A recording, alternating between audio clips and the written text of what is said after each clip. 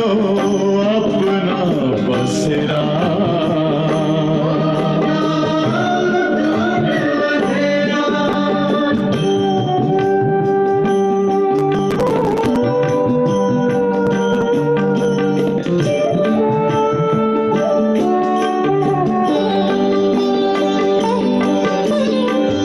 तुम हो आत्मा तन से न्यारे, परमात्मा को प्यारे।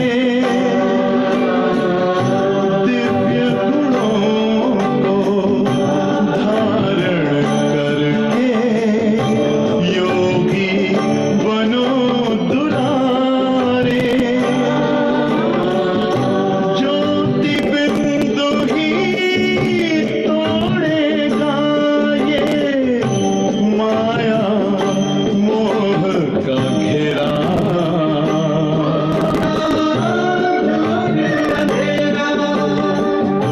अंतर मन में ज्योति जगा लो, होगा दूर अंधेरा।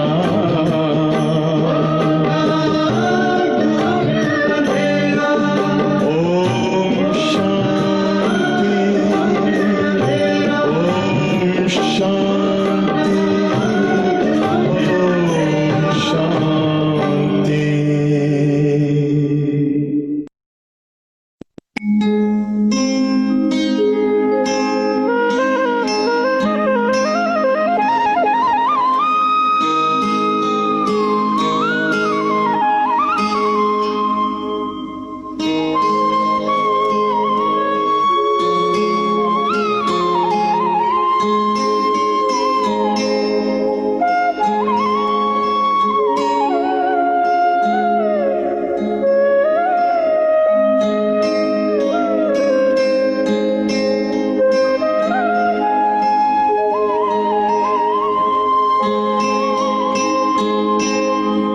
बाह पसारे बाबा खड़े,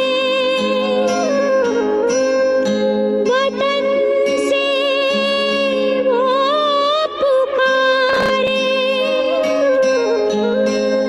होकर के संपन्न आ जाओ मेरे राज दुलारे।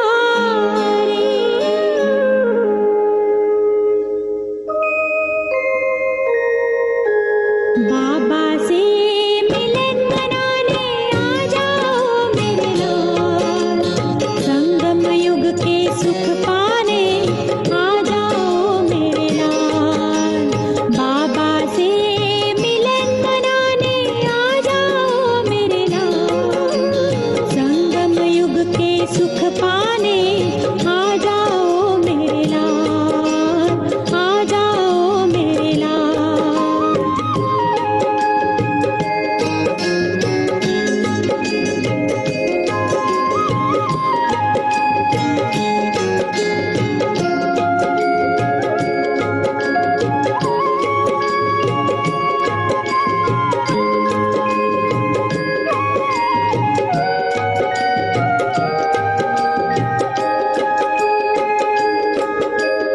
अब वतन में मिलन होता आकारी फरिश्तों का। सुख देते बाप दादा कई दिव्य से रिश्तों का। अब वतन में मिलन होता आकारी फरिश्तों का। सुख देते बाप दादा कई दिव्य से रिश्तों का। हर नाते निभाने को आ जाओ मेरे लाल, आ जाओ मेरे लाल। बाबा से मिलन मनाने आ जाओ मेरे लाल। संगम युग के सुख पाने आ जाओ मेरे लाल, आ जाओ मेरे लाल।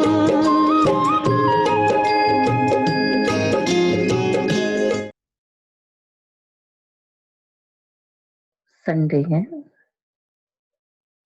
तो सबको याद है कि बाबा की हम अव्यक्त मुरली सुनते हैं। तो आज बाबा विशेष मुरली का महत्व भी सुना रहे हैं। तो इस अव्यक्त मुरली का भी महत्व हम जानते हैं। इस समय के अनुसार बाबा में अव्यक्त स्थिति में देखना चाहते हैं। व्यक्त में रह करके व्यक्त स्वरूप से हमें अभी कैसे अव्यक्त में जाना है। तो इसके लिए हमें ये मुरलियां मदद करती है। तो ये अव्यक्त मुरली हम बच्चों को अपनी चेकिंग करवा कर परिवर्तन करने के लिए समझ देती है कि कौन सा परिवर्तन अभी भी मेरा बाकी है, जिसके आधार से मैं आत्मा अपनी अव्यक्त स्थिति बना सकूं। कौन सी बातें जो व्यक्त में मेरे पास अभी तक भी खींचने वाली है। व्यक्त दुनिया, व्यक्त दुनिया की कोई वस्तु, वैभव, इन सभी से मुझे अपने आप को निराला नारा बनाना है। तो इसके लिए हमें बाबा की ये शिक्षाएं काम आती हैं। तो आज भी बाबा हमारी कुछ ऐसी वैरायटी रूप से बाबा चेकिंग करवाता है। तो आज बड़े सुंदर तरीके से बाबा हमें अपनी ही तस्वीर बच्चों को दिखा रहा है। हर एक को अपनी तस्वीर बनाने का मौका मिला हुआ है, जिसको जैसी बनानी हो।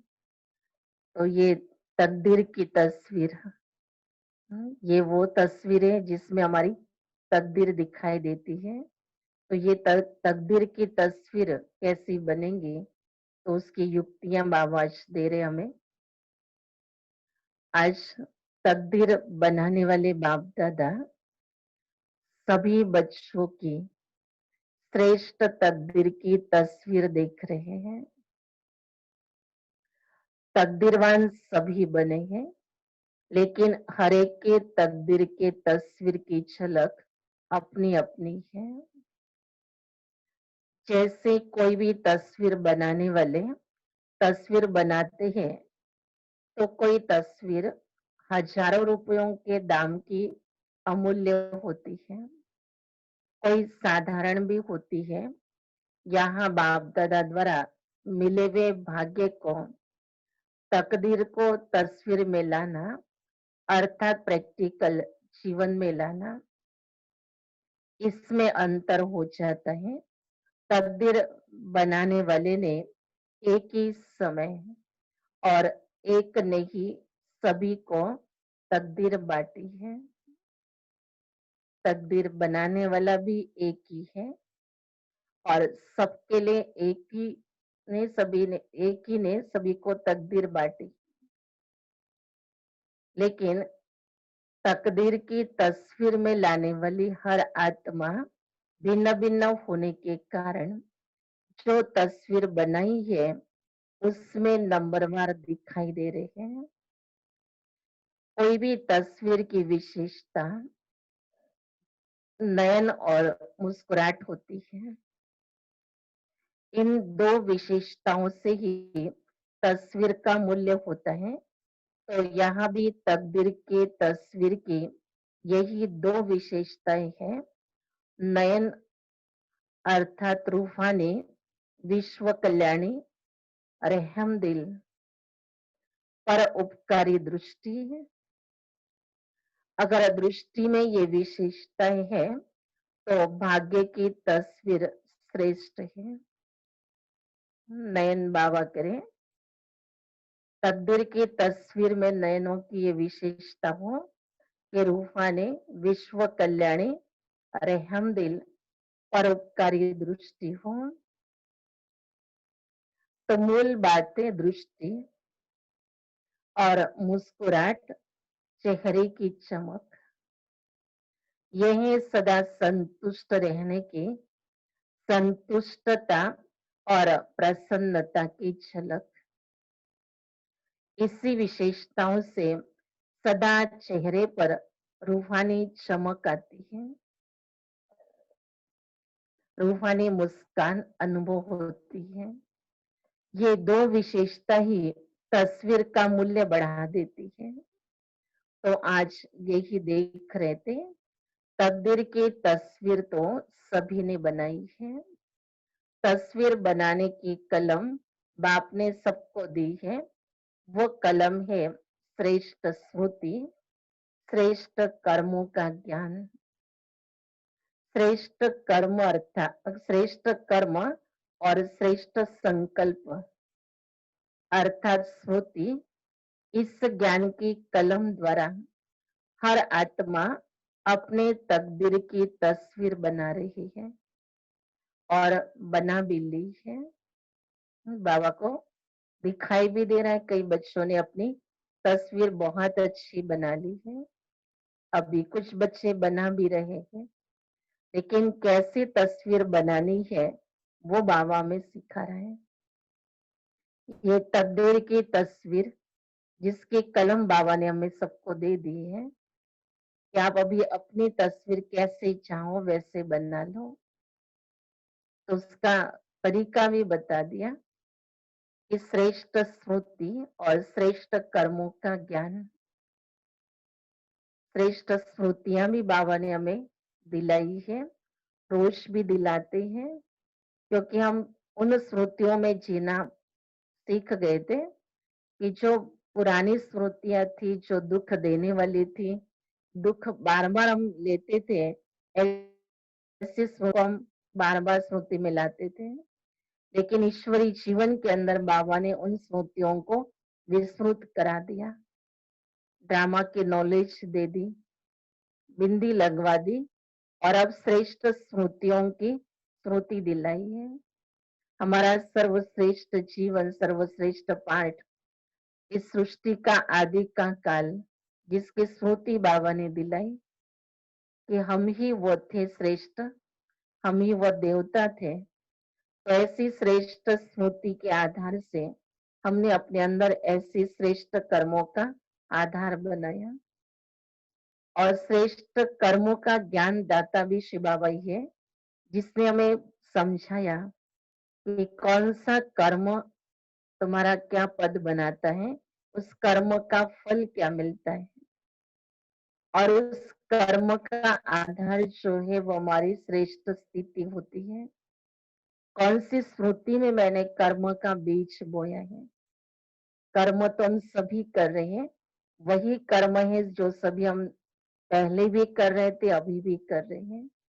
तो निजी कर्म तो वही है, लेकिन उसमें बाबा कहते आपकी स्मृति कौन सी है।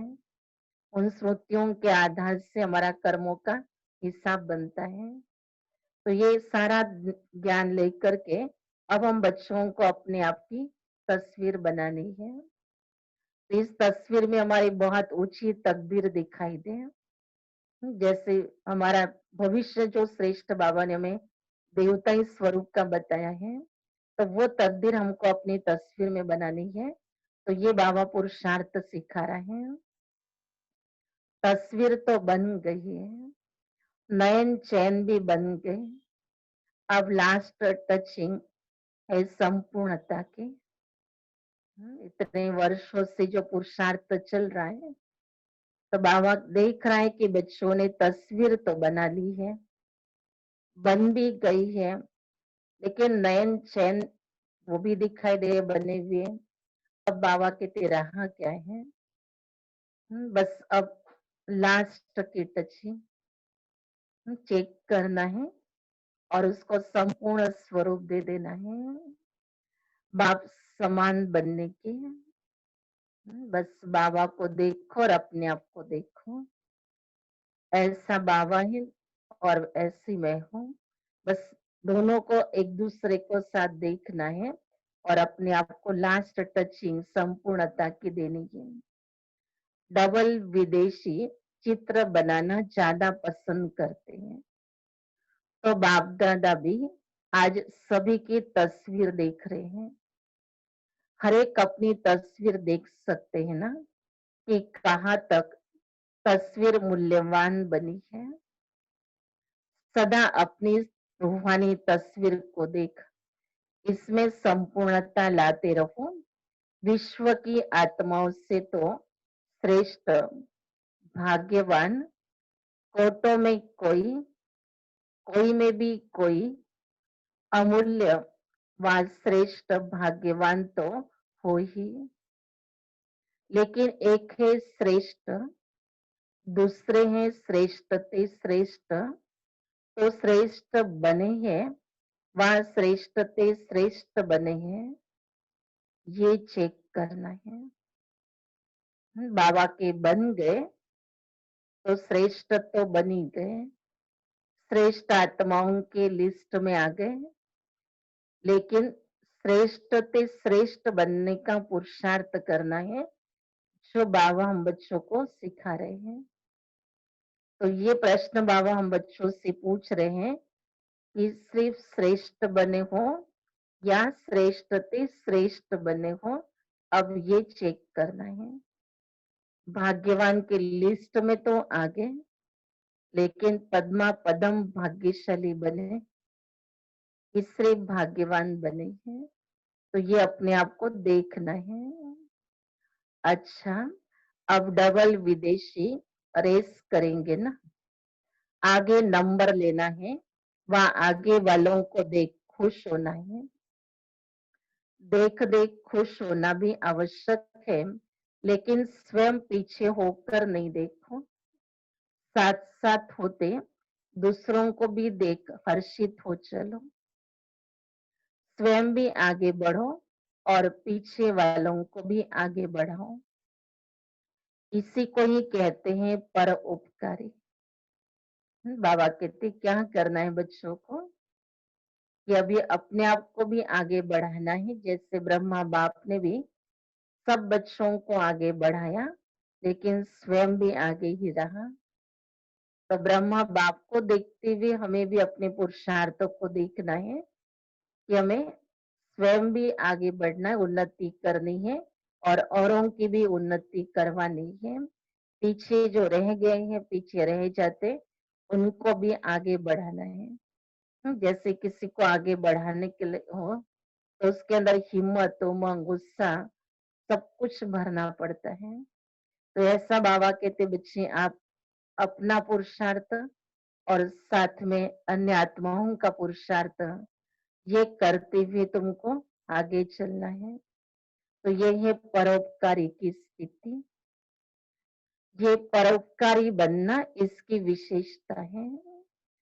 स्वार्थ भाव से सदा मुक्त रहना है, हर परिस्थिति में, हर कार्य में, हर सहयोगी संगठन में जितना निस्वार्थपन होगा उतना ही परोपकारी होगा। कैसे जीना है बाबा सिखा रहा है कि कोई भी प्रकार का स्वार्थ भाव अपने मन में नहीं रखना है। स्वार्थ माना स्वयं के ही प्रति, स्वयं की मेरी उन्नति हो जाए, मैं ही सबसे आगे रहूं सदा, ये चांस सब कुछ मुझे ही मिलना चाहिए। अब ये सब स्व के प्रति जो हमारा सोच होता है, बाबा करे उससे मुक्त रहो। कोई और चांसलर भी बने तो भी उसके लिए हमारी शुभ भावना रहे, शुभकामनाएं रहे कि ये भी भले आगे बढ़े। चांस इसको मिला है तो हमें इससे बढ़िया बाबा और चांस देने वाला है। अगर हम रेस करेंगे, बाबा कहता है कि बच्चे तो आगे बढ़ जाओगे, कि बाबा मुझे और अच्छा पुरुषार्थ करने के लिए चांस दे रहे हैं। क्योंकि बाबा कहते हैं ना कि बच्चे अगर तुम्हें आगे अपने आप को भी बढ़ाना है तो उसके लिए जरूर एक कोई और पुरुषार्थ करना पड़ेगा। अगर किसी को कोई चांस मिला है और जिस घड़ी उनको चांस मिला उस घड़ी वो चांस हमारे लिए भी था, लेकिन उस घड़ी हमारी स्थिति 19-20 कुछ तो फर्क था और वो फर्क होने के कारण वो स्थिति में हम कहीं कम पड़े और वो चांस किसी और को चल गया। तो हमारी स्थिति पर बहुत असर होता है, हमारी स्थिति के कारण हमको मिलने वाले चांस पर भी प्रभाव पड़ता है। बाबा तो देखता है कि बाबा सभी को आगे ही बढ़ा रहा है, लेकिन हमारी स्थिति हर घड़ी ऐसी बनी हुई रहे कि सदैव जैसे हम तत्पर हैं। बाबा जो भी कहें, जिसके लिए भी कहें, उसके लिए हम एवर रेडी हैं।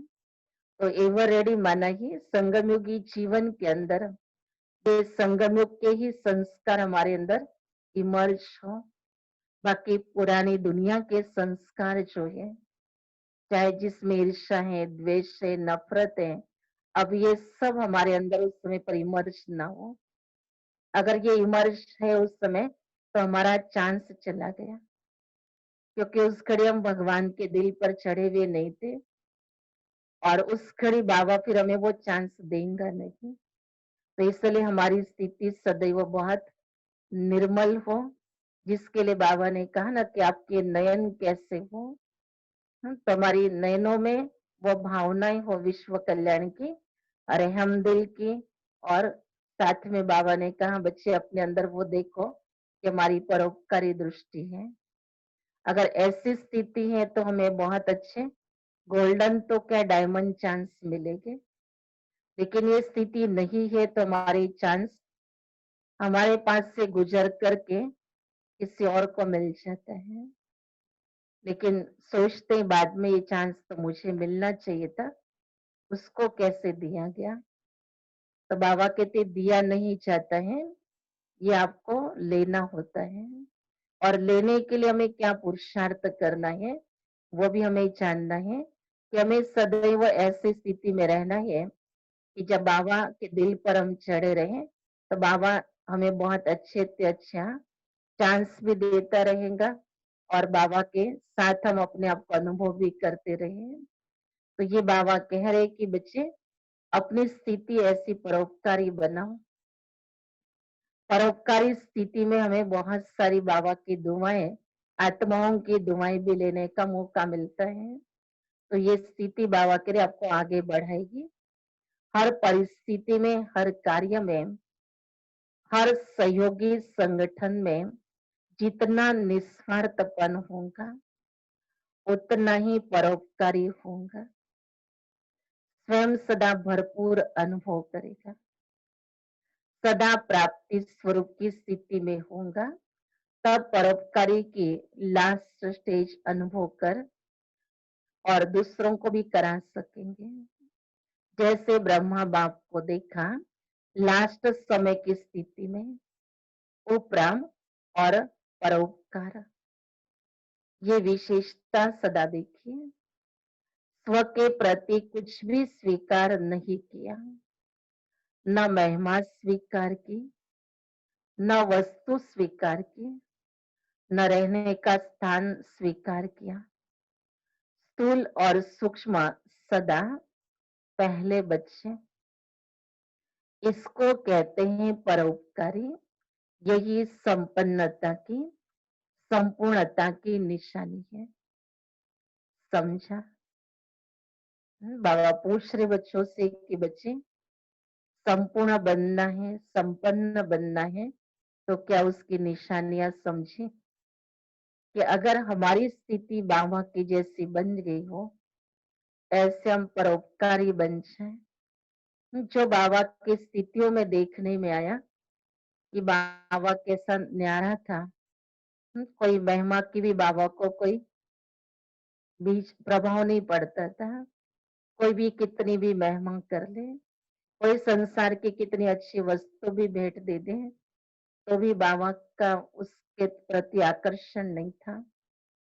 न कोई रहने के स्थान, कि अभी तो हमें अच्छा स्थान मिलना चाहिए।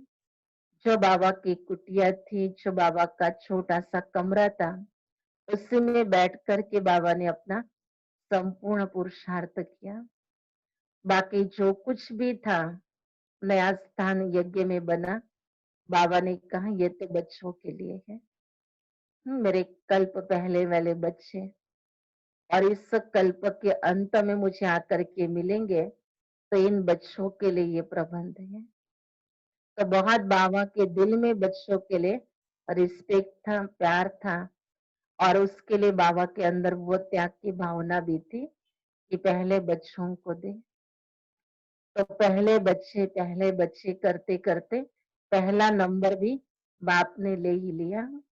तो ऐसे ही बाबा कहते हैं आप बच्चों को भी एक दूसरे के अंदर भी यही बुद्धि योग में रखनी धारणा कि बस मुझे सबको आगे बढ़ाना है, ताकि सभी की ब्लेसिंग अब मेरे साथ में चलेगी। ब्रह्मा बाप ने सभी के दिलों पर राज किया, दिलों को जीता। तो ब्रह्मा बाप का नंबर सदा आगे रहा। वैसे ही बाबा के ત્યાં बच्चों को भी सभी के लिए ऐसी दृष्टि रखो, सबके लिए ऐसा अनुभव होना चाहिए कि ये हमारे लिए ही इतना प्रयत्न कर रहे हैं, हमारा भला कर रहे हैं, या हमें ही ये सारे मौके दे रहे हैं, और इनका तो अपने लिए त्याग है, तपस्या है। तो बाबा कहते ये अपने जीवन त्याग और तपस्या की मूर्त ब्रह्मा बाप को जैसे देखा वैसे अपने आप को देखो कि ऐसी मेरी स्थिति मैंने अपने आप की रखी है कि ये संगम युगी जीवन जो है तपस्या माना सदा बाबा के साथ में रहना है, बाबा के अंग संग का अनुभव अपने बुद्धि को कराना है। तो ये हमारी सच्ची तपस्या है, बाबा से एक सेकंड भी दूर नहीं होना है। तो ये पल एक एक संगम युग के हमारे लिए बहुत कीमती है। इस पल में हम और बाबा अलग हो जाएंगे कल्प भर के लिए, वो पल तो हमें पता नहीं। बाबा परमधाम निवासी बन जाएगा और हमें साकार सृष्टि पर पाठ बचाने के लिए भेज देगा। लेकिन इस संगम युग में भी बाबा और हम बच्चों का ये मिलन जो है, इसमें एक एक पल का ऐसा ही महत्व है। हम उस महत्व को समझकर ये अनुभव करें कि कोई भी साधारण बात के लिए कोई मेरी महिमा करे, उस महिमा को स्वीकार करके पल भर के लिए भी हम बाबा से दूर न हो जाए, क्योंकि उस घड़ी बाबा बुद्धि में नहीं रहेगा और उस घड़ी अपने आप को ही उस महिमा के लायक समझेंगे। लेकिन महिमा के लायक बनाने वाले बाबा को भूले हुए हो तो उसको कहेंगे हमने महिमा को स्वीकार कर लिया। तो इसके कारण हमारा संगम युग पर बहुत भारी नुकसान हो जाता है। तो ये नुकसान से बचने के लिए जैसे बाबा मम्मा ने पुरुषार्थ किया कि ये सब कुछ जो भी महिमा संसार कर भी रही है, लेकिन ये महिमा तो शिव बाबा के कारण है और शिव बाबा ही इस महिमा के लायक है। तो बुद्धि के अंदर इतना बाबा कुट कुट के भरा हुआ हो कि बस बाबा के सिवा और कुछ बात बुद्धि स्वीकार ही न करे। तो बाबा और बाबा के ये एक एक महावाक्य बुद्धि के अंदर गूंजते रहे, बस बाबा ने ये कहा है। तो ऐसे ही इसके लिए बाबा हमें आज पूछ रहा है, क्या अपने आप को देखो और जानो कि कैसी हमारी स्थिति है, क्या हमारी स्थिति में वो निशानियां नजर आ रही है जो ब्रह्मा बाप के जीवन में नजर आ रही थी। ब्रह्मा बाप को जिन्होंने अंतिम स्वरूप में देखा, उनसे वर्णन करते हुए भी सुना है कि बाबा का स्वरूप अंत में कैसा था। तो वैसे भी अभी हम सभी के लिए भी तो घर जाने का टाइम आया है। तो हमें भी अपने आप को देखना है कि हमारी भी ऐसी स्थिति वो हो रही है आत्माओं को। अगर ऐसी स्थिति अनुभव नहीं हो रही, मना हमें और पुरुषार्थ अपने आप का करना है। तो मुरलिया तो बहुत सुनी है। अब मुरलीधर बन सदा नाचते और नचाते रहना है। मुरली से सांप के विष को भी समाप्त कर लेते हो। तो ऐसा मुरलीधर हो जो किसी का कितना भी कड़वा स्वभाव संस्कार हो, उसको भी वश कर देते हैं, अर्थात उससे मुक्त कर नचा दे। बाबा कहते हैं संस्कार की जो बेड़ियां पड़ी है ना आत्मा को, अगर इससे आत्मा को मुक्त कर दो तो आत्मा नाचने लग जाएगी। खुशी हो जाएगी आत्मा को कि मैं इस बंधन से मुक्त हो गई। तो ये कड़वा स्वभाव संस्कार, बाबा कहते बच्चे ये मुरली में वो जादू है कि उससे आत्मा उसके ऊपर विजय प्राप्त कर लेती है। इसलिए मुरली पहले स्वयं के लिए है, दूसरे के लिए नहीं है। मुरली सुनते समय बुद्धि में यही बात रहे कि बाबा स्पेशल मुझ आत्मा को ये बातें सुना रहे हैं। ऐसे नहीं कि हम मुरली सुन रहे हैं और सोच रहे हैं कि ये तो फलाने के लिए बाबा की बाबा की है, दूसरे के लिए नहीं, मुरली सबसे पहले मेरे लिए है। और बाबा कहते बच्ची ऐसे उसको अपने अनुभव में लेकर आओ कि उस अनुभव की अथॉरिटी से आप अन्य के स्वभाव संस्कारों को परिवर्तन करने में सहयोग दे सकते हैं। और उनको नचाओ, बाबा कहते खुशी दिलाओ, हर्षित बना दो। अभी ये रिजल्ट देखेंगे कि कौन कौन ऐसे योग्य मुरलीधर बनते हैं। मुरली से भी प्यार है, मुरलीधर से भी प्यार है, लेकिन प्यार का सबूत है जो मुरलीधर की हर बच्चे के प्रति शुभ आशा है। ये वो प्रैक्टिकल में दिखाना है, प्यार की निशानी है, जो कहा वो करके दिखाना। ऐसे मास्टर मुरलीधर होना बनना ही है। अब नहीं बनेंगे तो कब बनेंगे? करेंगे, ये ख्याल नहीं करो, करना ही है। हर एक यही सोचे कि हम नहीं करेंगे तो कौन करेगा? हमको करना ही है, बनना ही है।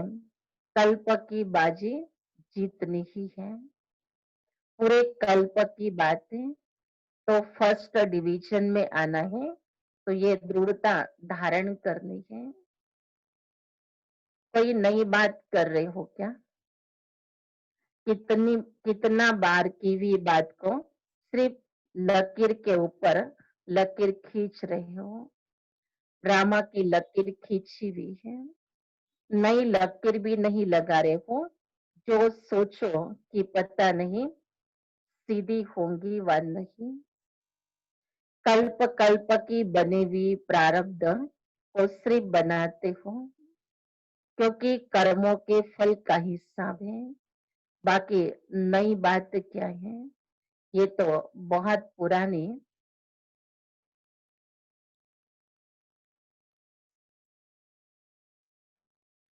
ये तो बहुत पुरानी है, हुई पड़ी है।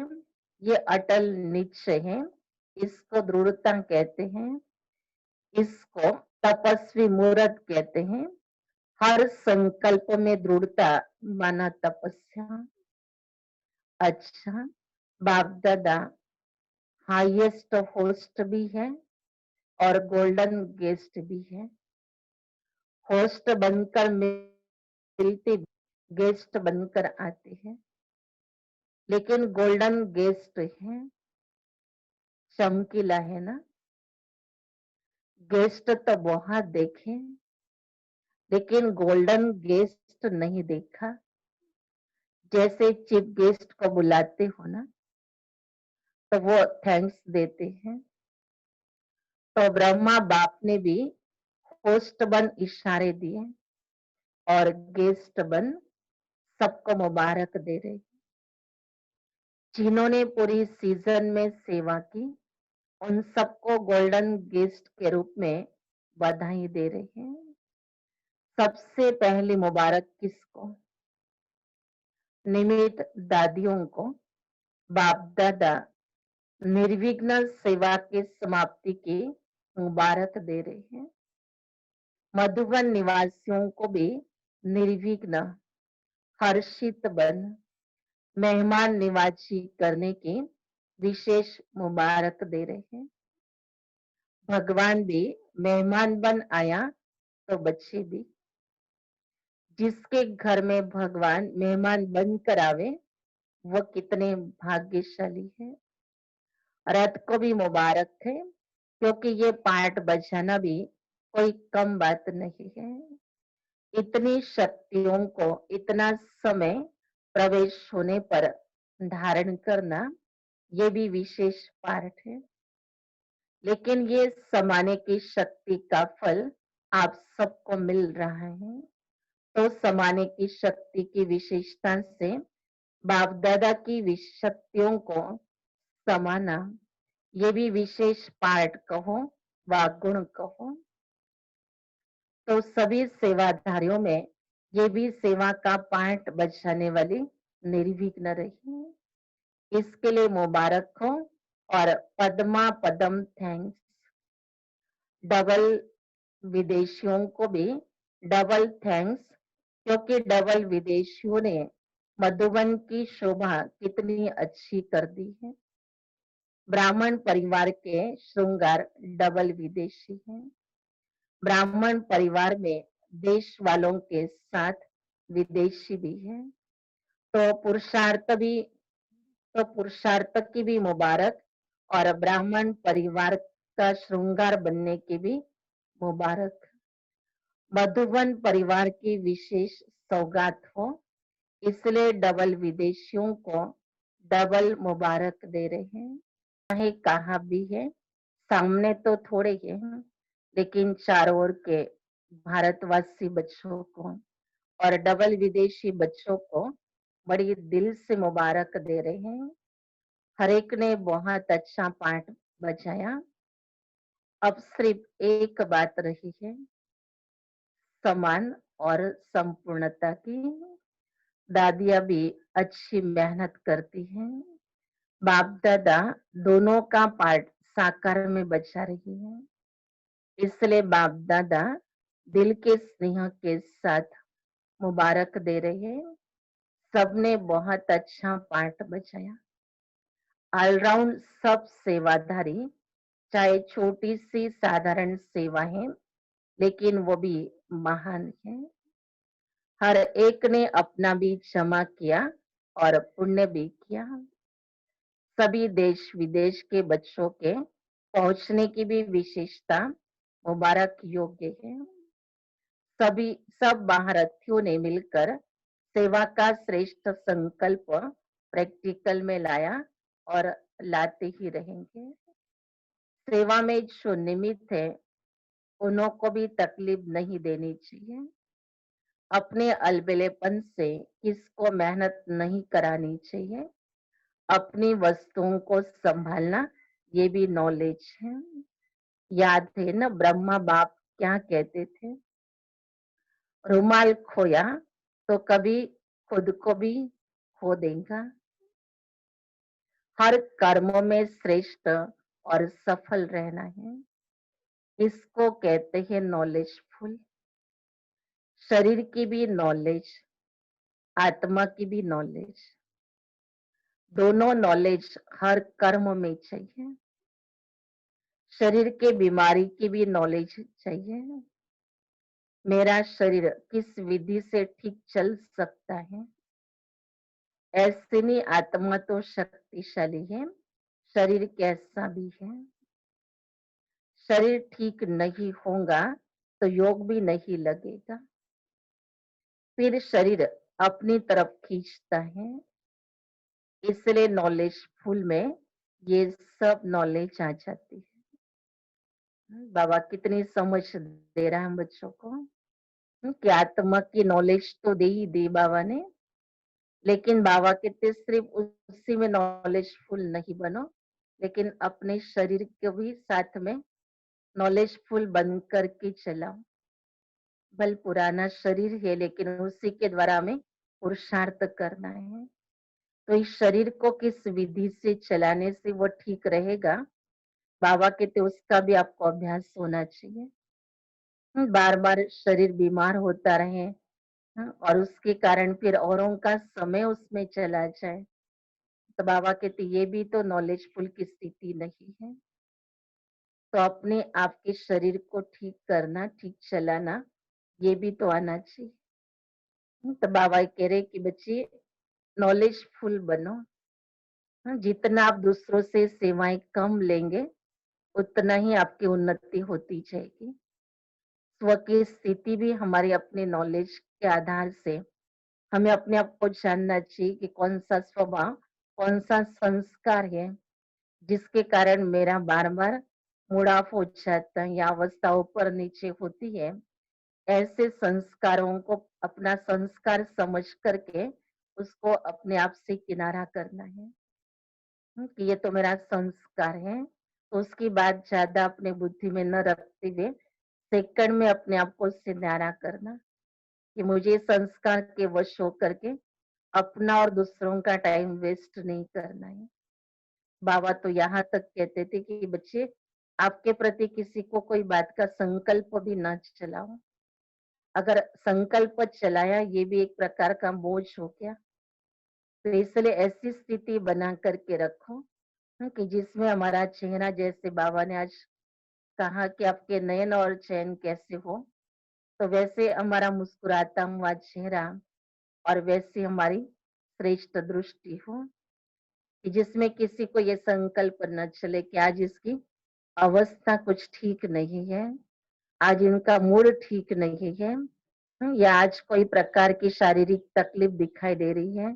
तो बाबा कहते ऐसे कोई संकल्प किसी को चलाते हैं तो ये भी ज्ञानी तो आत्मा नहीं कहेंगे।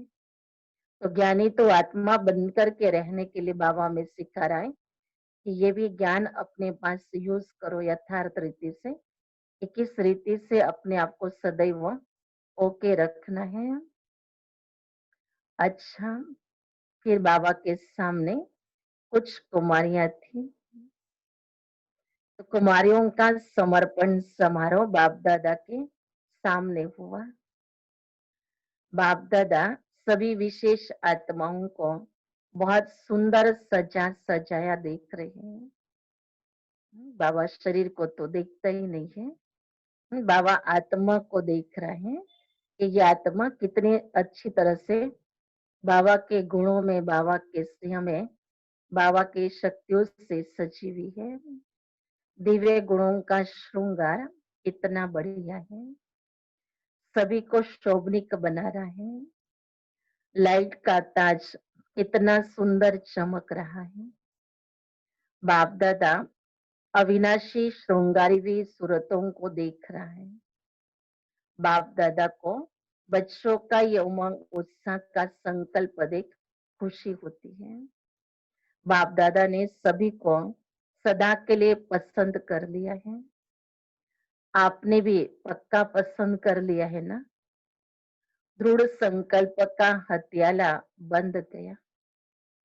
बाप दादा के पास हर एक के दिल का स्नेह का संकल्प सबसे जल्दी पहुंचता है। अभी संकल्प में भी ये श्रेष्ठ बंधन ढीला नहीं होगा, इतना पक्का बांधा है ना, कितने जन्मों का वायदा किया है। ये ब्रह्मा बाप के साथ सदा संबंध में आने का पक्का वायदा है और गारंटी है कि सदा भिन्न नाम रूप संबंध में 21 जन्म तक तो साथ रहेंगे ही। तो कितनी खुशी है, हिसाब कर सकती हो, इसका हिसाब निकालने वाला कोई नहीं निकला है। अभी ऐसे ही सदा सजे सजाए रहना, सदा ताजधारी रहना और सदा खुशी में हंसते गाते रूहानी मौज में रहना। आज सभी ने दृढ़ संकल्प किया ना कि कदम कदम पर रखने वाले बनेंगे। वह तो स्थूल पाँव के ऊपर पाँव रखती है, लेकिन लेकिन आप सभी संकल्प रूपी कदम पर कदम रखने वाले हो। जो बाप का संकल्प, वो बच्चों का संकल्प, ऐसा संकल्प किया। एक कदम भी बाप के कदम के सिवाय यहाँ वहां का न हो। हर संकल्प समर्थ करना है, अर्थात बाप के समान कदम के पीछे कदम रखना है।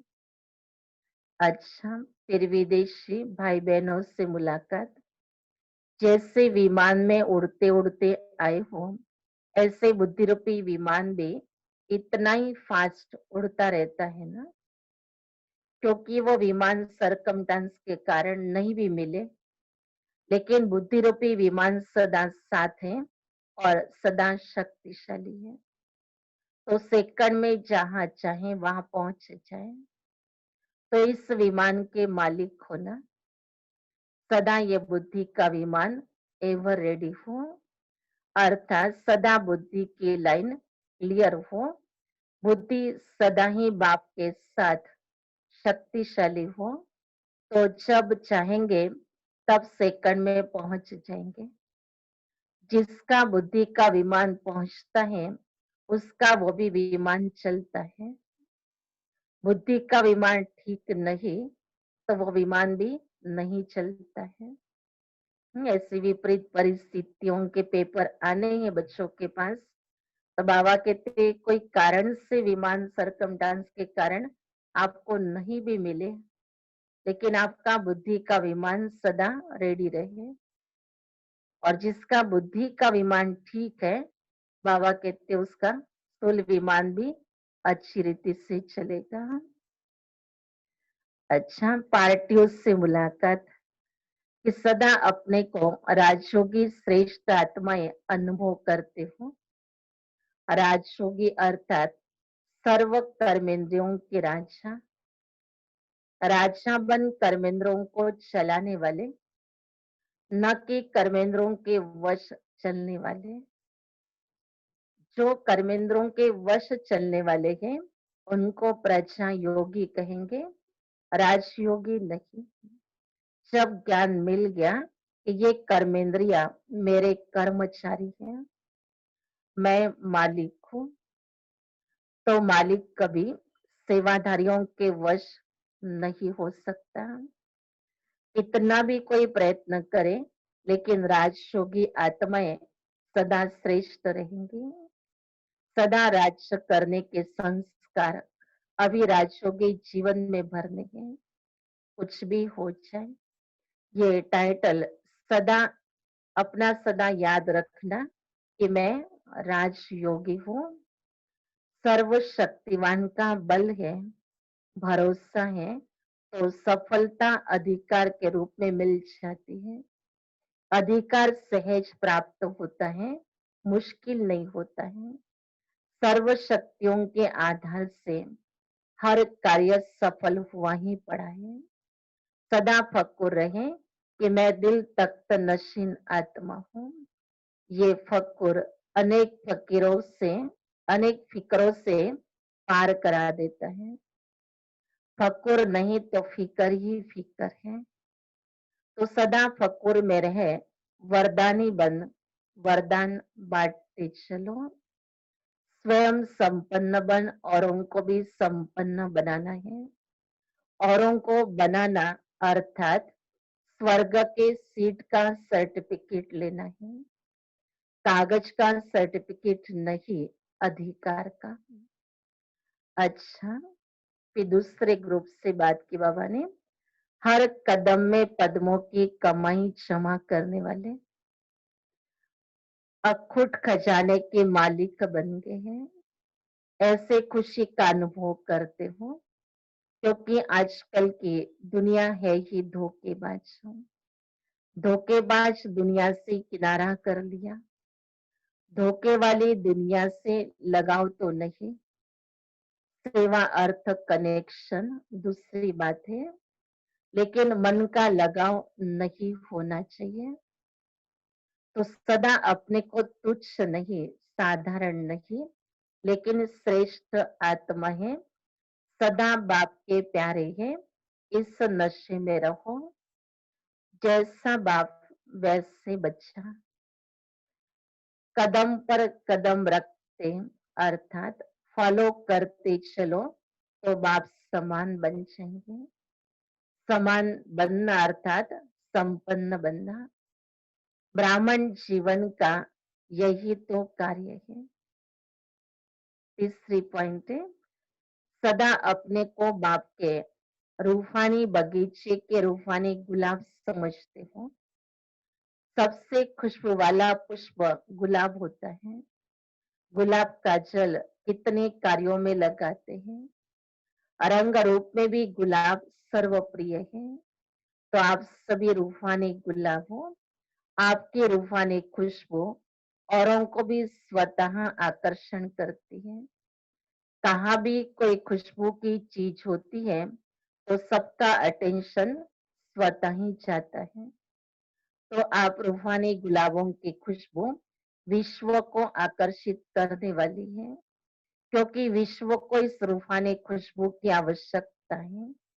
इसलिए सदा स्मृति में रहे कि मैं अविनाशी बगीचे का अविनाशी गुलाब हूँ, कभी मुरझाने वाला नहीं, सदा खिला हुआ।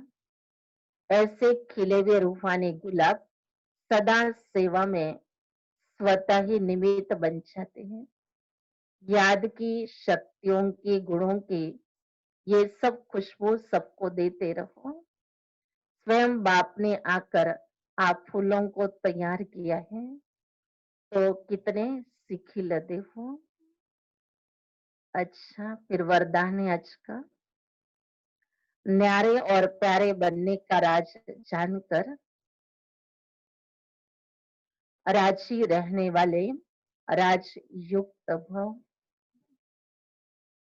न्यारे और प्यारे बनने का राज जानकर राजी रहने वाले राजयुक्त भव।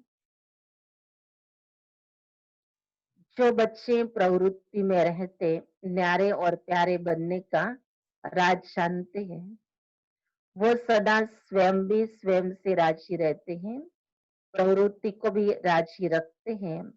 साथ साथ सच्ची दिल होने के कारण साहेब भी सदैव उन पर राजी रहता है। ऐसे राजी रहने वाले राजयुक्त बच्चों को अपने प्रति व अन्य किसी के प्रति किसी को काजी बनाने की जरूरत नहीं है, क्योंकि वो अपना फैसला अपने आप कर लेते हैं। इसलिए उन्हें किसी को काजी, वकील या जज बनाने की जरूरत ही नहीं है। स्लोगन है, सेवा से जो दुआएं मिलती हैं, वह दुआएं ही तंदुरुस्ती का आधार है। बाबा कह रहे, सेवाओं से जो दुआएं मिलती हैं, वह दुआएं ही तंदुरुस्ती का आधार है। तो तंदुरुस्ती भी मिलती है तो मंदुरुस्ती भी मिलती है। बाबा करे से दुआएं अपने पास इकट्ठी करो। तो आज कैसे सेवा करना है, कैसा सेवाधारी बनना है, और कैसे एक दूसरे को आगे बढ़ाना है, ये सेवा में दुआएं लेने की विधि भी बाबा ने बता दी है। मैं ही आगे रहूं नहीं, लेकिन औरों को भी आगे करते हुए भी स्वयं को भी आगे रखना, ये बाबा बच्चों को प्रेरणा दे रहे हैं, सिखा रहे हैं। और ब्रह्मा बाप के एग्जाम्पल को सामने रखना है। बस हर परिस्थिति में ब्रह्मा बाप का क्या संकल्प था, क्या बाबा का कदम था, माना क्या बाबा ने उस घड़ी सोचा, किया, उस बात को हम अपने दिल में सोचे कि बाबा ने ऐसे घड़ी में क्या किया था, इस परिस्थिति में बाबा ने क्या किया, कैसे बाबा अचल अड़ोल एक स्थिति में रहे। तो वो बाबा की स्थितियों को देख करके हमें वैसा कदम उठाना है कि हमें भी अपनी स्थिति को अचल अड़ोल एक रस बनाने का है। तो उसके लिए बाबा ने ढेर सारा ज्ञान हमें दे दिया है, जिस ज्ञान को ही ब्रह्मा बाप ने अपने जीवन में अपना करके ऐसी स्थिति को बनाया था। बाबा कभी कोई बात से हलचल में कभी नहीं आए। तो ये बातें हलचल में लाने वाली जो है, वो इस कलयुगी दुनिया में है। अगर हम कलयुगी दुनिया में जाते हैं तो हलचल में आते हैं, लेकिन संगम युगी जीवन के अंदर बाबा ने तो ये बात हमें कह दी है कि बच्चे, जहाँ बातें होंगी वहां बाप नहीं होगा, और जहाँ बाप है वहां बातें नहीं होंगी। तो जो बातों में जाता है वहां बाप को मिस करता है, और जहाँ बाबा नहीं है तो वहां जरूर घोर कलयुगी बन जाता है।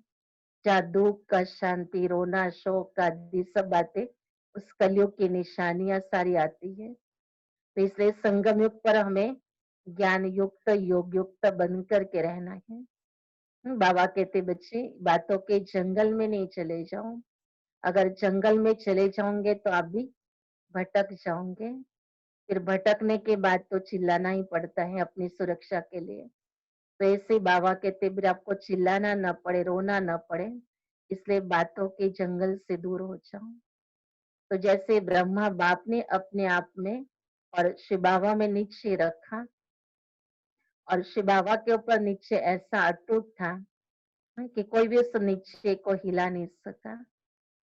बाबा माना बाबा ही है, उसके ऊपर और कोई संशय और कोई बात में कोई हलचल में लाए और बाबा हलचल में आए, ऐसे कभी नहीं हुआ। तब बाबा कहते आपको भी कई हलचल लाएंगे, कहीं आपके मन में कई ऐसी बातें डालेंगे जो आपको परमात्म निश्चय से, यज्ञ के स्नेह से दूर करेंगे। लेकिन ऐसे संग की भी अपने आप को बहुत संभाल करनी है। ये तो बड़ा दुर्भाग्य होगा जिसको ऐसा संग मिला, जिसने यज्ञ से अपने आप को दूर किया। बाबा कहते ना बच्चे यज्ञ स्नेही बन करके रहो, यज्ञ रक्षक बन करके रहो। तो ये है बाबा का साथी बन करके बाबा को साथ देना। लेकिन अगर अन्य कोई बातों में चाहते हैं तो ये सारा कार्य बाजू रह जाता है। तो इसलिए बाबा कह रहे हैं कि बच्चे अपनी तकदीर की तस्वीर ऐसी बनाओ जिसके अंदर आपके अंदर सिर्फ यही निशानियां नजर आवे, और जिसके भी नैनों में ऐसी निशानियां नजर आती है तो उनका संग हमारे लिए श्रेष्ठ संग हो जाएगा।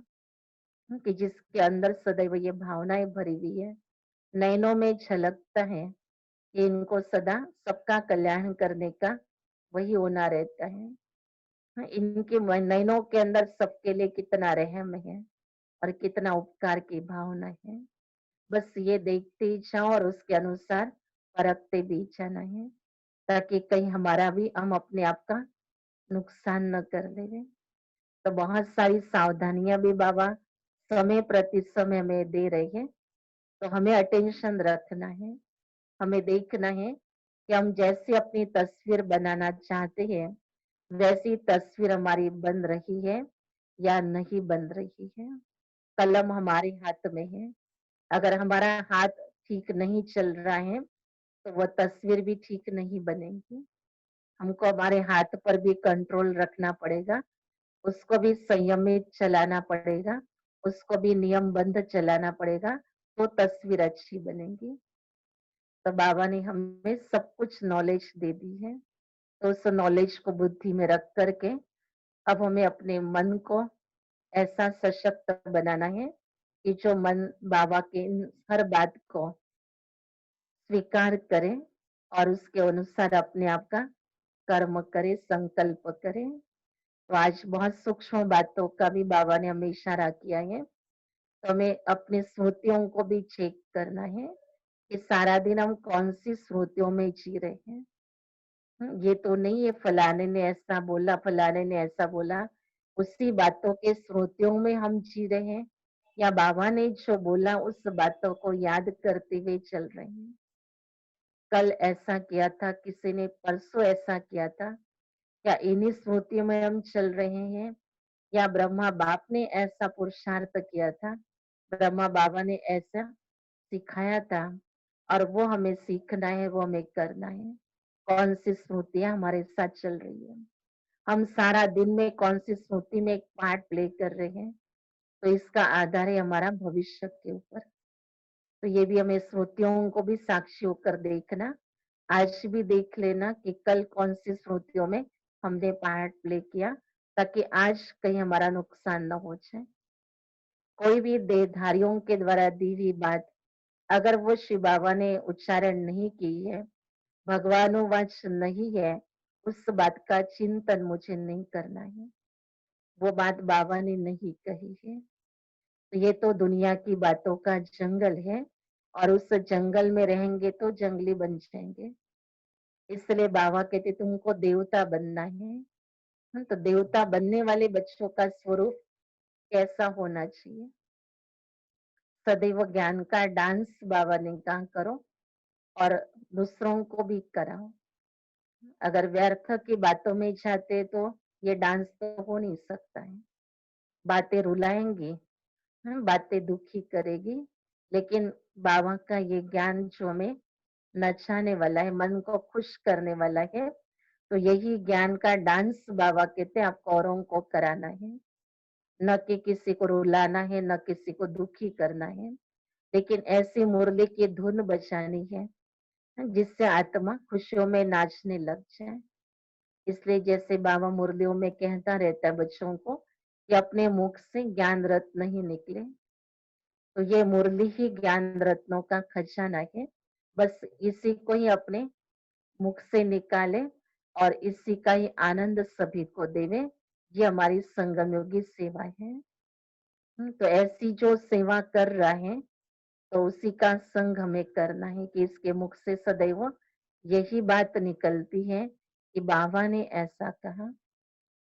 ये बात नहीं निकलती कि फलाने ने ऐसा कहा या फलाना ऐसा कर रहा है, लेकिन बाबा ने ऐसे किया था, बाबा ने ऐसा करके दिखाया।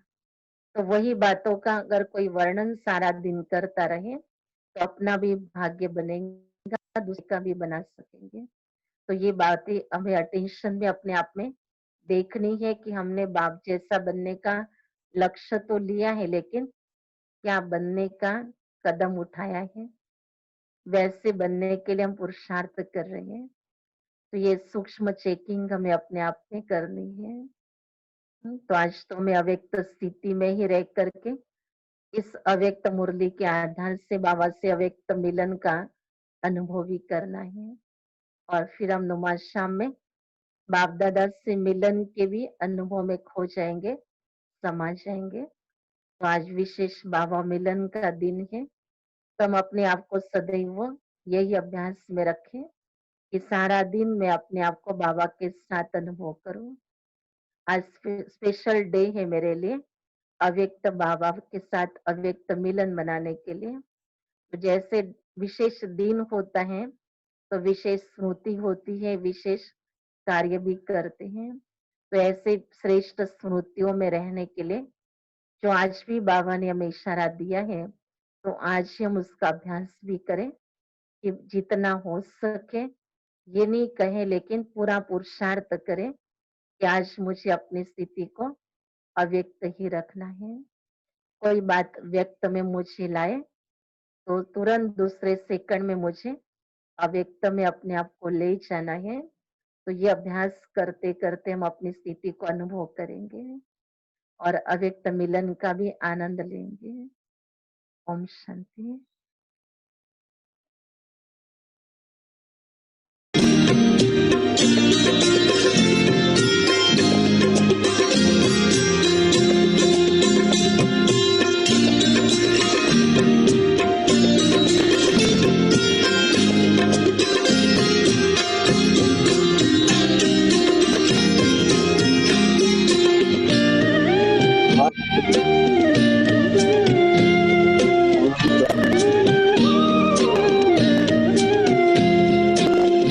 आपने बाबा हमें इतनी हंसी तकदीर दी, आपने बाबा हमें कितनी हंसी तकदीर दी।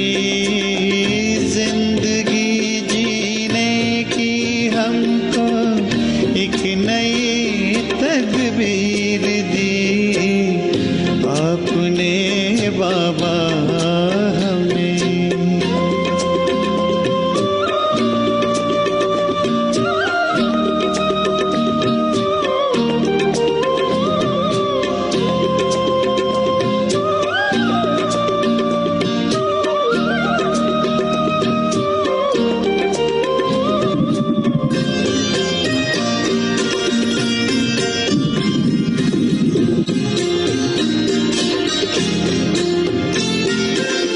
आपकी नजरों से बाबा प्यार का अमृत पिए,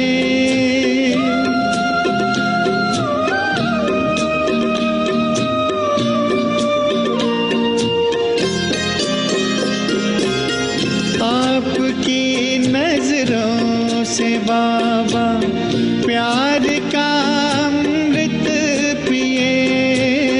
सीख कर दुनिया से मरना आपके दिल में जिए। गम से गाफिल है फिकर की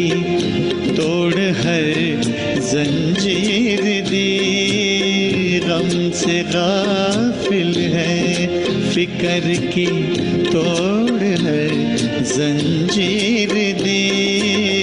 जिंदगी जीने की हमको एक नई तदबीर दी आपने बाबा हमें।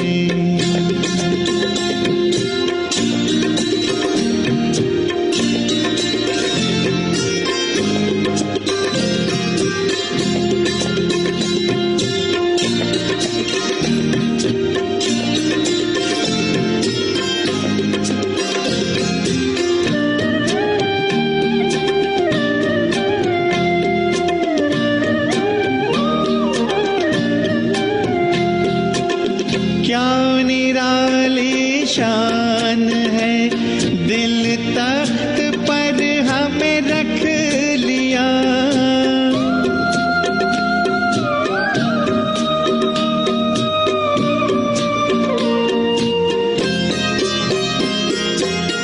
क्या निराली शान है, दिल तख्त पर हमें रख लिया। खुद से ऊंचा मान देकर नाम दिल पर लिख लिया।